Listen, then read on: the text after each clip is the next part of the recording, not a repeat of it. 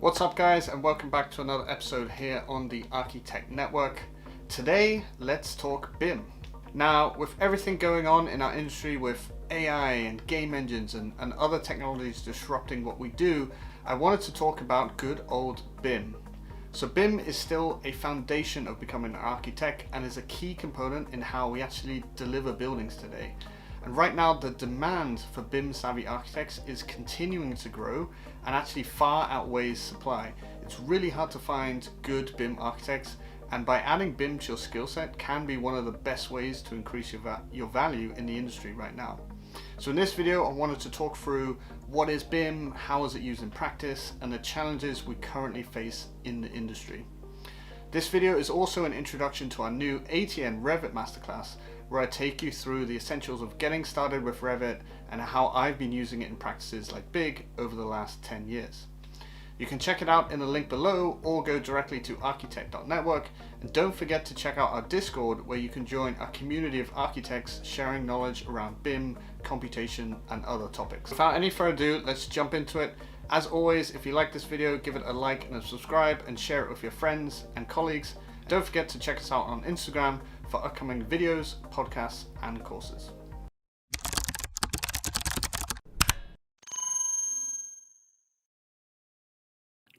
Okay, so the first things first, let's define what BIM is. But I'm going to describe it in a couple different ways. So let's start off with the basics. What is BIM?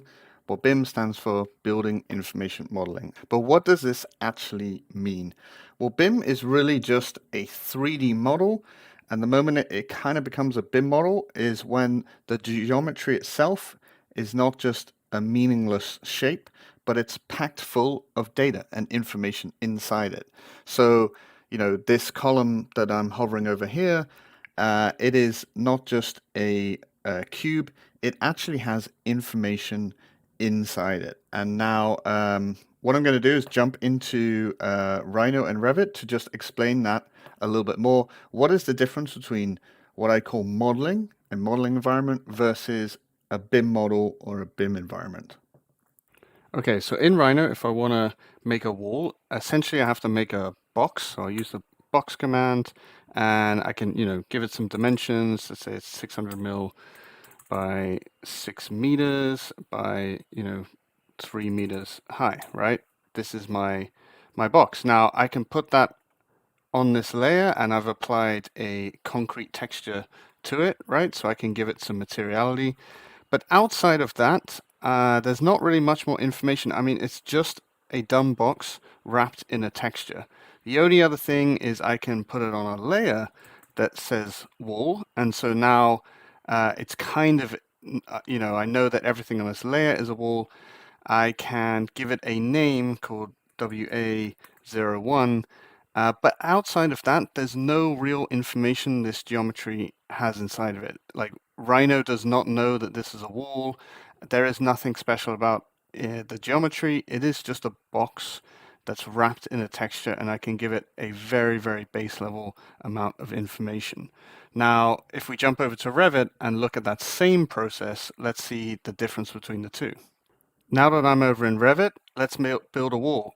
First thing is, instead of building a box, there is actually a wall component. So as I draw the wall, it's first of all really simple. I'm just drawing a line, and then Revit does the rest.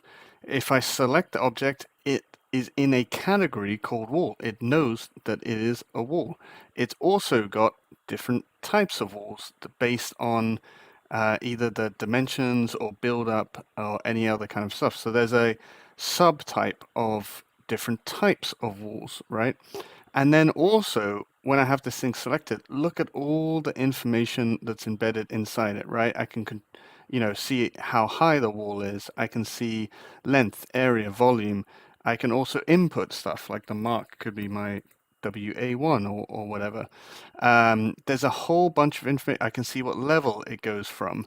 There's tons of information, and there's even more information inside the type of that wall.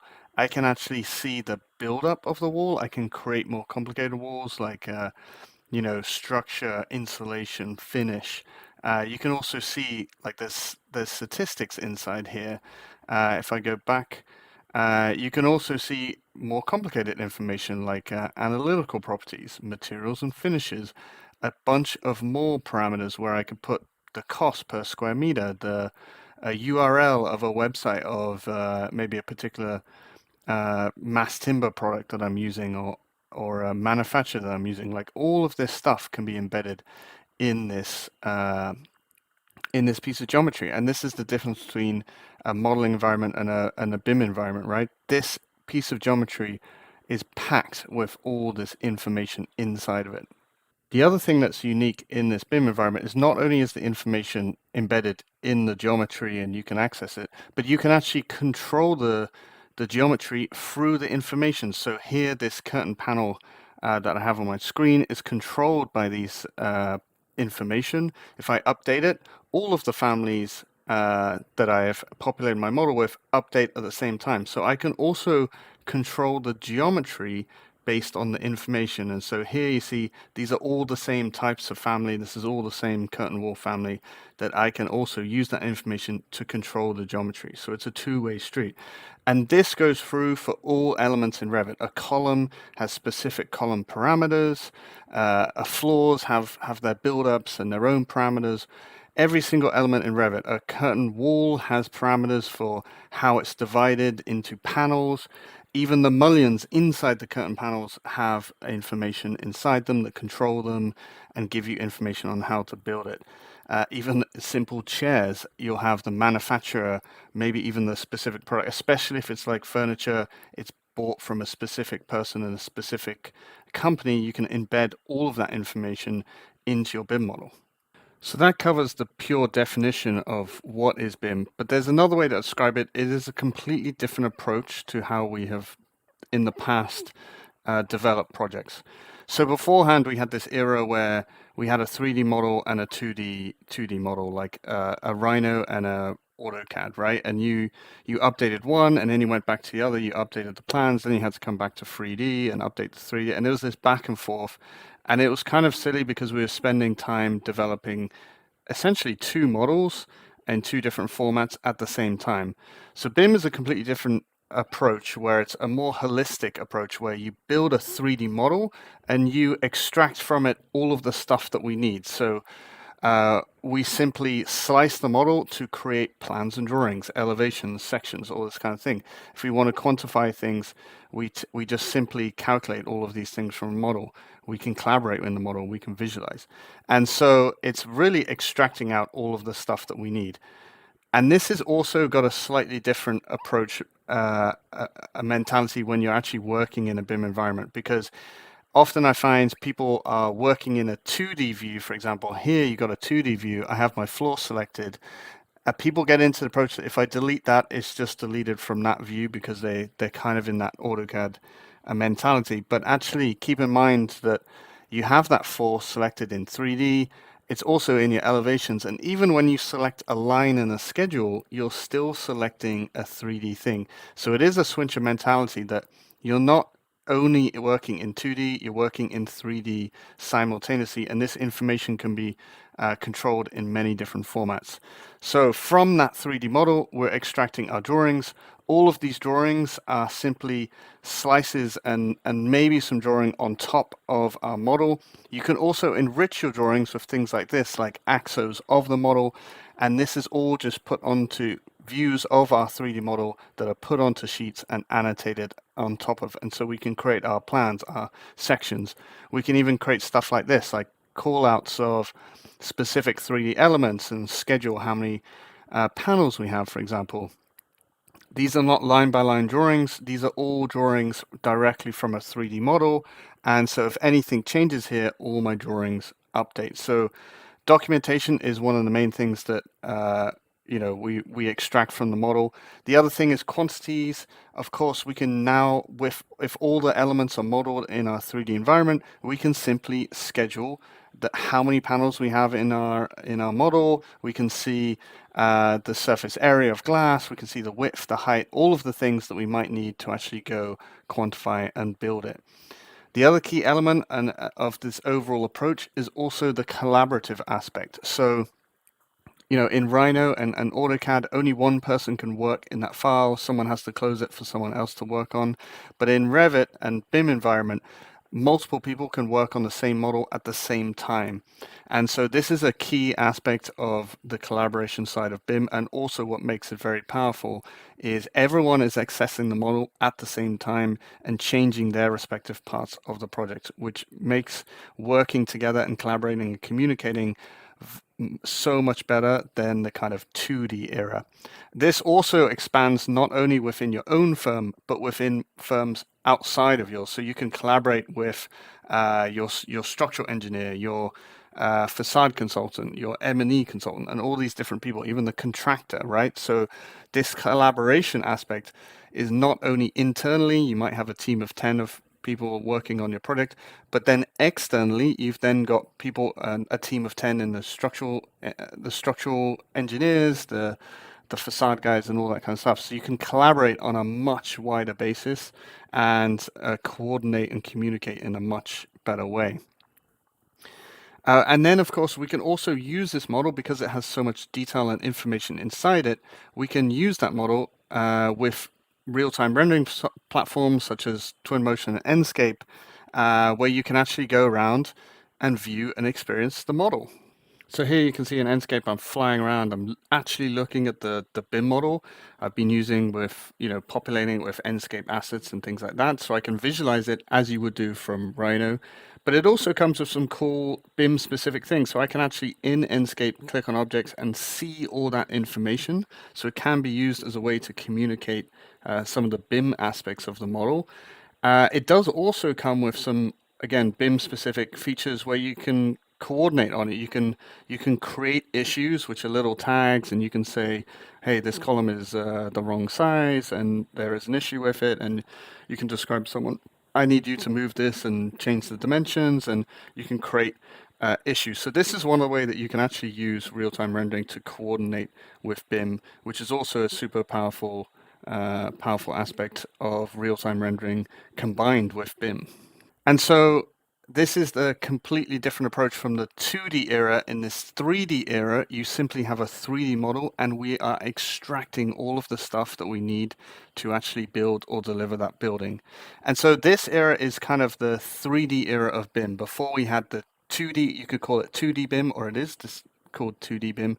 And this is where you're using a 3D model to extract your drawings, schedules, communication, visualization, and all that kind of stuff. And this is called a different dimensions of BIM, and there are further dimensions of BIM. So not only are you creating a 3D model just to produce drawings and all that kind of stuff, but the other kind of dimensions of BIM, we got 4D BIM. That's where you start to model and sequence out the construction sequence. So this part goes on first, and this part goes on next, and etc. etc. 5D BIM is when you in a detailed way add costing information. These can usually be specific codes and elements that plug into much more advanced costing software. Facilities management, so the people that use the building afterwards can use the BIM model in some way and also add their information to the model.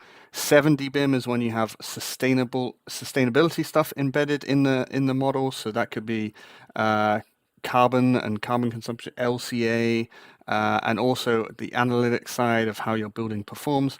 And then you've got 8D BIM, which is when you start to add health and safety and all these other kind of things. So I'm not going to delve into these too much, but just to put them out there, there are various different dimensions of BIM, and they are defined. So if you ever hear everyone talking about 4D BIM, 5D BIM, this is what they're talking about. One of the things I wanted to touch on is how BIM is actually used in practice, and what is the kind of basic ways that most practices are using BIM. And so BIM is mostly used in practice today as a way to streamline the design process, particularly from the early design stages to that documentation stages, as we kind of talked about with the 3D BIM. We have these two worlds, right, where we design in one platform in Rhino because it's good, it's flexible, allows us to iterate very quickly in those early stages, and then we transition over to Revit that allows us to document and streamline our documentation process, and we use each one for what it's best at. This is particularly like to illustrate this process of evolving from 2D to 3D BIM. This table basically goes through moving from one design stage, so this is the American design stages, from SD to DD.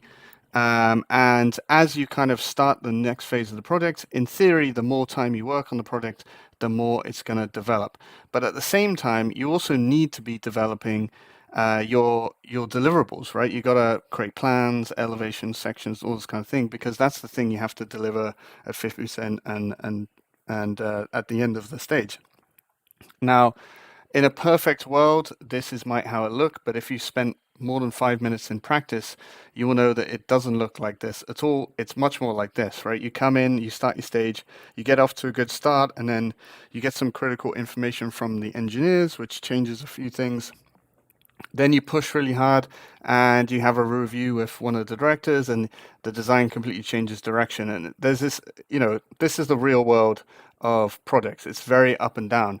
And in the 2D era of BIM, there was always this moment where it's like, okay, there's this pens down moment. Now we have to stop any kind of designing and iterating, and we got to actually produce the drawings. And we had to go and draw the plans again because they've changed. All the columns are in different locations. So you almost had to draw every drawing from scratch because it wasn't necessarily linked to a 3D model.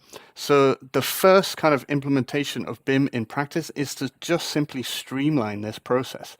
With a BIM model, as you can see from that 3D BIM era, if you have a 3D model and you have all your views and plans and drawings set up, if you change the geometry of that building, it doesn't affect you as much because all of the views will just update because they're just looking at your 3D model.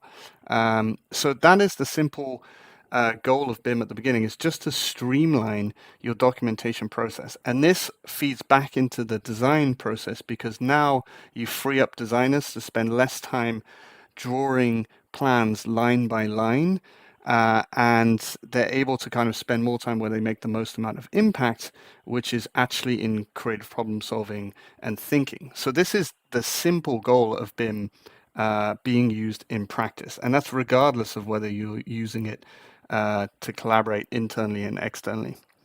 So all of these drawings, we can automate this process by simply setting workflows up to create our drawings, and updating models and things like that is not so much of a problem because these are all just referring back to our 3D model. Of course, the other way that we used BIM in practice is it's a much more efficient way to collaborate and coordinate either internally or externally. So what I mean by that is that even sometimes a project comes in, no one is making us use BIM. Like the client doesn't necessarily want a BIM model as a deliverable. We would still use BIM as a way to streamline our process, as I've just talked about, and a much more streamlined way for us to collaborate so that everyone is working on the same thing at the same time. We can coordinate between ourselves within different aspects and areas of the building. But we can also do this on a much bigger way of collaborating externally with other consultants and other disciplines. So we can also collaborate in the same model with the engineers or the facade consultants, the M&E consultants, and all these other kind of people. And so therefore, we can also create a much more coordinated set of documentation drawings and models. So in the 2D era, we're able to identify and resolve a lot of issues that we may not have caught until much later stages, causing later problems in the 2D era of BIM and deliverables. And so in simple, the three ways that BIM is being used in practice is one, as part of the design process, and that's largely to do with the second thing of streamlining our documentation process. If we can streamline the production of drawings and documentation, that feeds back into the design process, which allows designers to spend more time designing. And also the collaboration and coordination. We can deliver a much more coordinated model, either internally as well as externally, which means that the drawings that we're delivering are potentially of much better quality, and we try and reduce the amount of issues that we'll face in the future by looking and coordinating this on a 3D level rather than a 2D level. So that is the very basic way that I see BIM being used in architecture practice today. Let's also touch on the most used BIM software that's currently in the industry. Now, you can check out a video that I did on YouTube before, which kind of sums up all of the tools and technologies we have available to us that was from last year, but is still relevant today. This is more BIM focus. So specifically in the world of BIM, what are the most used softwares? Without a doubt, Revit is the most industry used BIM platform that we have at the moment. We then also have ArchiCAD, which is a second. I wouldn't say a close second because it's not as good as at the collaboration side, and that is a big reason why it wasn't as widely adopted. But you do get some pretty people that use ArchiCAD are very passionate about how good it is, and it does have a lot of pros. You've then got Vectorworks, which is an earlier BIM platform. I almost see it as like a 2D era slash 3D era. I see Vectorworks used a lot in maybe smaller practices, or particularly like designing homes and things like that. That kind of scale, I see a lot of people using Vectorworks. And then I also put in the new kid on the block, which is Blender BIM. Blender is like an open source modeling platform. It's really interesting modeling platform, but it also, some people are releasing some kind of BIM add-ons to it to give it the functionality of BIM. I wouldn't say it's kind of competing with the others yet, but I just put it in there because you might want to keep an eye on it for the future. Could potentially be the next thing, who knows? In terms of computation, what computational tools do we have at our fingertips in the world of BIM? Well, Dynamo, of course, is the computational plugin for Revit. It is the grasshopper for Revit, and for years that is what we've used to utilize computation in Revit. However, as of a few years ago, we now have Rhino inside, which is where you can open up Rhino and Grasshopper and use it to create Revit geometry. You know, bring geometry from Rhino to Revit and vice versa. And so now we have a singular computational tool of Grasshopper that can be used in Rhino and Revit. And of course, we will be following this course up with a Rhino Inside course, so stay tuned for that. And then, of course, you've got your more coding-based computational tools. I've put Python here because that's probably the most used, the most popular coding language that is used in Revit, for example. And there's even great plugins that allow you to get under the hood a little bit called PyRevit and things like that that are really powerful in terms of computation. So those, I would say, are the main BIM computational tools. You can also turn your Rhino model into BIM with some specific plugins.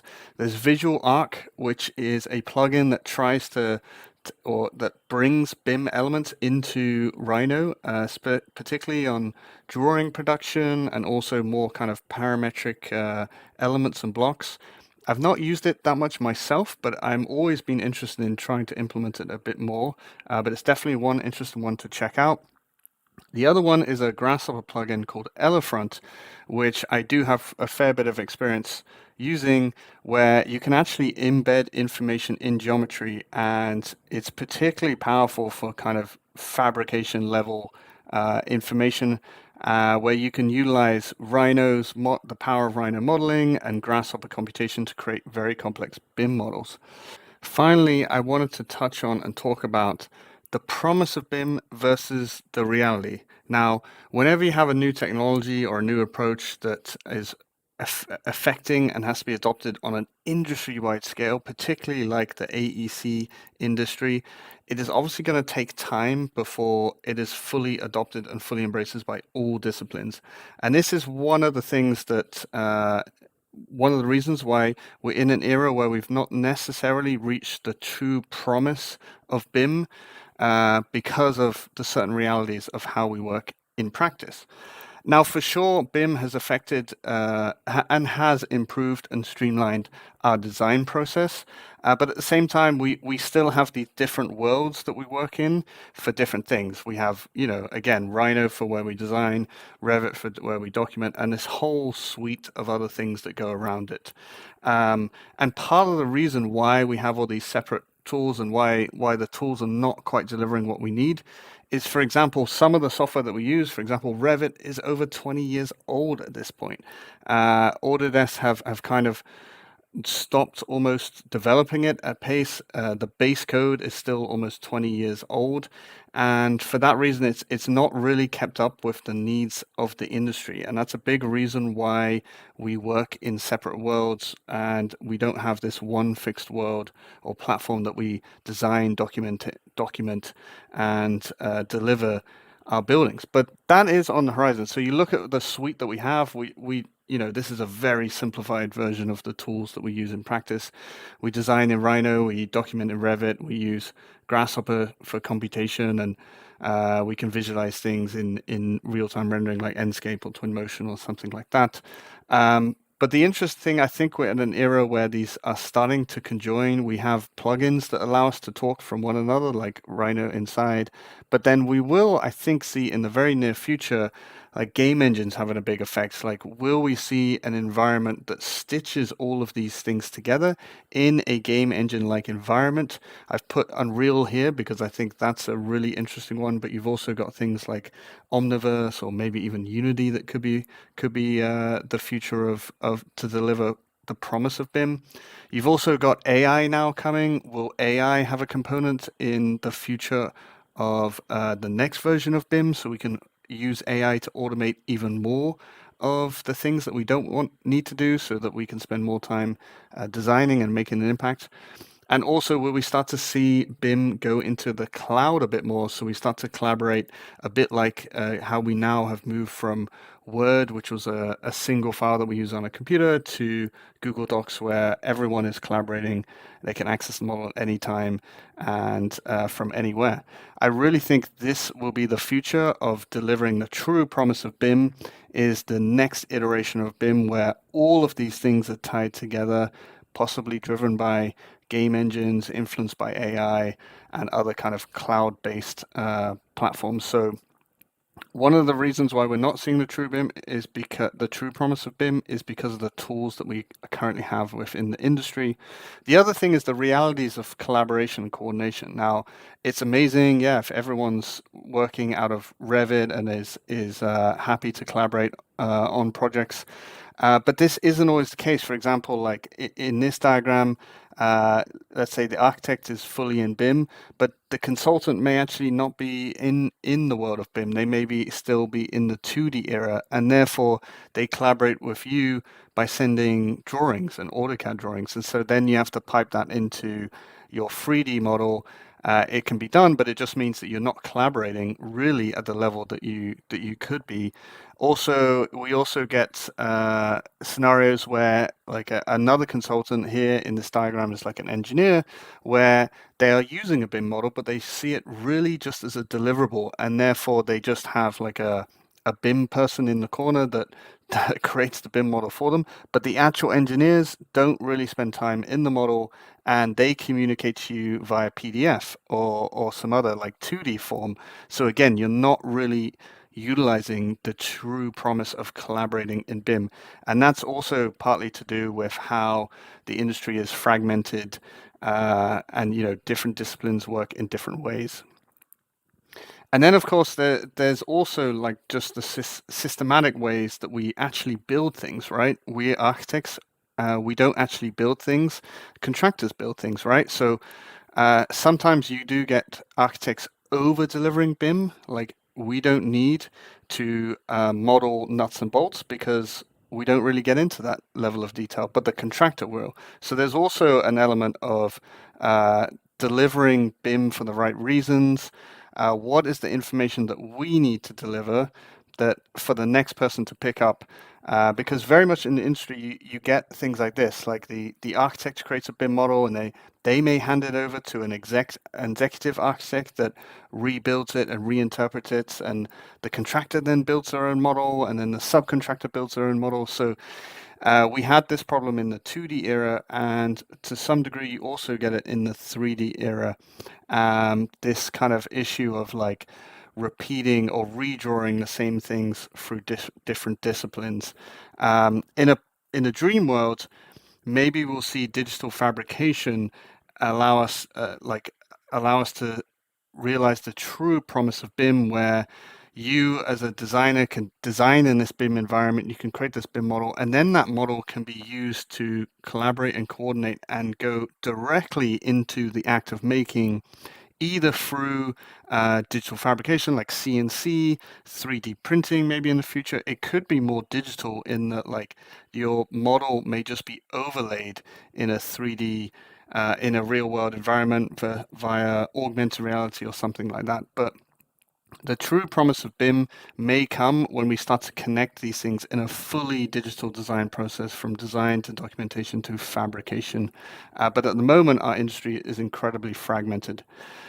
That being said, there are lots of stories or proof that the true promise of BRIM is out there and it is being realized. This is one that I actually worked on this project. I was working for Front. This is Zaha's Morpheus Hotel, and we at Front were asked to create a BIM model and the fabrication information for all of the cladding of this exoskeleton. And so the only way that we made this building become a reality is by using BIM, and we were able to model the system behind the cladding. Obviously, this is a completely free-form building. No one panel is the same. Everything is unique. And so we harnessed the power of computation and BIM to model every single element and then create the fabrication drawings from this element. And because of that, the the complexity of the building was absorbed by the BIM model. And when it came to construction, we had very little requests for change orders, very little RFIs, because so many of the conditions have been thought through in the digital world, so that when it came to building in the real world, it was a lot more of a seamless process. And a building this complicated could probably only be built because we harnessed the power of BIM. Also, there's also stories of architects like Frank Gehry. Um, Contrary to what you might think of Gehry's buildings, which are obviously highly complex in geometry and extravagant, he's kind of well known for actually always delivering buildings on time and on budget. Of course, this is not always the case, but the vast majority. I've been reading they deliver on time and on budget, and this is largely due to their very digital design process. Gary and partners were very early in adopting BIM. They were one of the first people to adopt Rhino, and they also adopted BIM software from the aerospace industry, which allowed them to essentially model every single element of their building so they can resolve issues in 3D. So when it comes to building in reality, they were able to negate any issues. And then also, what's interesting from a contractual perspective, they actually sit themselves directly under the client, and even the contractor sits underneath the architect. Therefore, that also enables them to kind of bypass the typical issues of our industry being kind of very fragmented. So that was kind of an interesting example of a star architect using BIM to deliver the true promise of BIM. And then finally, I have also spent a lot of time working at Big, where firsthand I've seen how much we can streamline our own design process, whether it's simply internally, but also externally. And many of the products that you see online and the renders of these images of these projects often have a BIM model.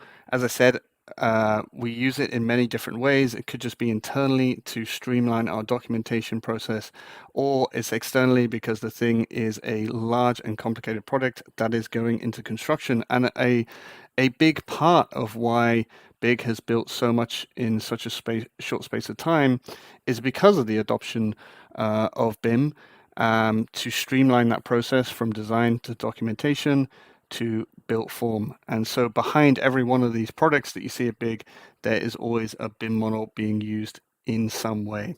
And that's exactly what our ATN Revit Masterclass is all about. We'll be going through everything you need to know to get up to speed in Revit, whether you're a single practitioner or working in a large practice. Our course is made up of 6 modules that will go through all of the basics of modeling, views and schedules, annotation, setting up drawing sheets, collaboration, and even creating your own families. And at the end of this course, we'll have your first project in Revit, and we'll go through setting all of that up and also creating your very first drawing set and all of the standards and families that we create along the way. So you can check it out right now in the link below this video, or go to architect.network on our website and access it for just $39.99 and get started learning Revit today.